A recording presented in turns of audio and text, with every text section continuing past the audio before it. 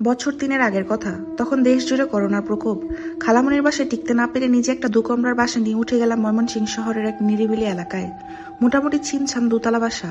বাড়িওয়ালা আন্টি বিশেষভাবে সতর্ক করে গেলেন, কোনো ছেলে ফ্রেন্ড এলাও না, সাথে সন্ধ্যার আগে যেন বাসায় ফিরি। আমার এসব মোটেও কোনো আপত্তি ছিল না, বরাবরই আমি ইন্ট্রোভার্ট, বন্ধু বান্ধব নাই বললেই চলে। কয়েকদিনে নতুন বাসাটাতে অ্যাডজাস্ট হয়ে গেলাম। তখন টিউশন করাতাম 2-3টা। বিকেল 4টা থেকে শুরু হতো, বাসে ফিরতে ফিরতে প্রায় 8টা বাজত। এসে নিজের পড়াশোনা রান্না সব মিলে শুতে শুতে 12টা। অন্য সব দিনের মতো ঘুমিয়ে গেছি। রাতে আচমকা আমার ঘুম ভেঙে গেল, কেমন যেন শ্বাসকষ্ট হচ্ছিল। একটু দ্বাদস্থ হয়ে বুঝতে পারলাম শ্বাসকষ্টের কারণ তীব্র সুবাস। এত সুন্দর স্মেল আমি কখনো অনুভব করিনি। মনোমুগ্ধকর সুবাস হলেও এর তীব্রতা আমার জন্য অসহনীয় হয়ে উঠছিল। আমার সাবকনসিয়াস মাইন্ড আমাকে অ্যালার্ট করলো প্যারানর্মাল কিছুর। দ্রুত আয়াতুল কুরসি পড়া শুরু করলাম। সাথে সাথে সুবাসের তীব্রতা কমতে লাগলো। মিনিট খানেকের মধ্যে সবকিছু স্বাভাবিক। উঠে ব্যালকনিতে গেলাম। মনকে ডাইভার্ট করার জন্য কানে ইয়ারফোন গুঁজে ফেসবুক স্ক্রল করতে লাগলাম। পরপর বেশ কয়েক রাত একই কাহিনী ঘটতে লাগলো। বিষয়টাতে আমি মেন্টালি ডিস্টার্ব ছিলাম। এমনই এক রাতে অতিরিক্ত সুগ্রাণে যখন আমার পুরো রুম ভরপুর, আয়াতুল কুরসি পড়তে গিয়েও থেমে গেলাম। মনে জিদ চেপে গিয়েছিল কি হয় দেখার জন্য। মিনিট খানিক পিনপতন নীরবতা। বিরক্ত হয়ে ব্যালকনির দিকে পা বাড়াচ্ছি, তখনই পাশে কারো উপস্থিতি টের পেলাম। মনে হলো কেউ পাশে বসলো। গা ছমছম করে উঠল। পাত্তা দিলাম না। স্পষ্টভাবে জিজ্ঞেস করলাম, কি চাই সে, কেন এরকম করে প্রতি রাতে? কোনো উত্তর এলো না। শুধু অনুভব করলাম একটু খসখসানির আওয়াজ। কেউ যেন একটু সরে বসলো। নড়াচড়া বন্ধ করে বসে থাকলাম একভাবে। মিনিট 15 পর অনুভব করলাম সে চলে গেছে। পরদিন প্রচন্ড জ্বর আসলো। জ্বর নিয়ে টিউশনিতে গেলাম। 2টো টিউশনির পর আর শরীর কুলাচ্ছিল না। দ্রুত বাসায় ফিরে কাঁথা মুড়ি দিয়ে শুয়ে পড়লাম। কখন ঘুমিয়ে পড়েছি খেয়াল নাই। যখন জাগলাম মনে হলো মাঝরাত। আবার চোখ বুঝে এলো। নানান কথা ভাবছি। হঠাৎ সে চেনা সুবাসটা নাকি এলো। বুঝলাম সে এসেছে। পাশে এসে বসলো। অস্বস্তি লাগছিল খুব। ভাবলাম দোয়া দরুদ পড়ি। আবার ভাবলাম না, থাক, একলা জীবনে কেউ তো সঙ্গ দিচ্ছে, থাকুক। চুপচাপ ঘুমানোর চেষ্টা করলাম। একটু পর সে চলে গেল। আমি হাঁপ ছেড়ে বাঁচলাম।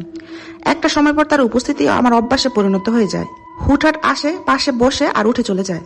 একদিন মজার ছলে বললাম, এত লুকোচুরি করেন কেন? নিজেকে দেখাতে পারেন না? সামনে আসলে কি হয়? কোনো উত্তর এলো না। আমিও আর কিছু বলিনি। প্রায় 1 সপ্তাহ সে আর এলো না। ভাবলাম আপদ বিদায় হয়েছে। তখন শীতের শুরু।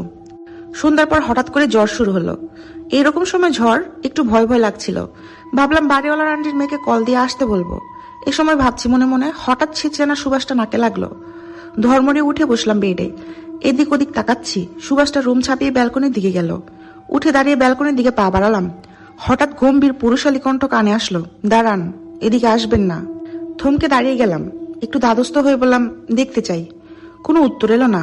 উত্তরের আশা না করে অনুরোধের সুরে আবার বললাম, একটাবার দেখতে চাই। কিছুক্ষণ চুপচাপ। আমার আশেপাশে সুবাসের উপস্থিতি টের পাচ্ছি এবার।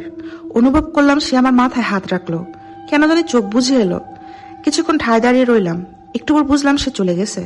কেমন এক ধরনের অস্বস্তি নিয়ে টলমল পায়ে ব্যালকনিতে গিয়ে বসলাম। তার বেশ কিছুদিন আর তার আগমন ঘটেনি। নিজের ভিতর কিছু পরিবর্তন লক্ষ্য করলাম। হ্যাঁ, আমি তার জন্য মনে মনে ওয়েট করছি। তার অনুপস্থিতি আমাকে অস্থির করছে। দিন দিন ব্যাপারটা অসহ্য পর্যায়ে চলে যাচ্ছে। সাইকোলজি নিয়ে প্রচুর পড়াশোনা করার দরুন টেলোপ্যাথি বিষয়টা জানা ছিল।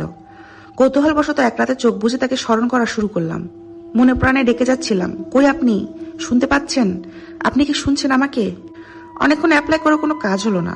কেন যেন আমার খুব কান্না পাচ্ছিল। অনেকক্ষণ ওয়েট করে যখন বিছানা গেলাম, পরিচিত একটা সুবাসের রুম ভরপুর হয়ে গেল। এই প্রথম তার উপস্থিতিতে আমার ভীষণ খুশি হলাম। মনে হচ্ছিল পরিচিত বন্ধুর সাথে অনেক বছর পর দেখা। শূন্যে চোখ বুলাতে বুলাতে জিজ্ঞেস করলাম, আপনি আসেননি কেন এতদিন? জানেন আমি কত অস্থির হয়েছিলাম? কোনো উত্তর এলো না। অন্য সব দিনের মতো সে পাশে এসে বসলো। তাকে দেখতে না পেলেও তার উপস্থিতিটুকু আমার ভিতরে শান্তি এনে দিচ্ছিল। চোখ বুঝে শুয়ে আছি, সে হয়তো পাশে আছে, নয়তো নাই। সুবাসের উপস্থিতি এই আচরণে ভীষণ বিরক্ত বোধ করলাম। মনের অজান্তে আয়াতুল কুরসির নাস ফালাক পড়া শুরু করলাম। সুবাসের তীব্রতা কমলো, সে চলে গেছে। তারপর বেশ কিছুদিন আর আসেনি। আমারও ফাইনাল পরীক্ষা ডেট দিয়ে দিয়েছে। তোড়জোড় করে পড়াশোনা শুরু করলাম।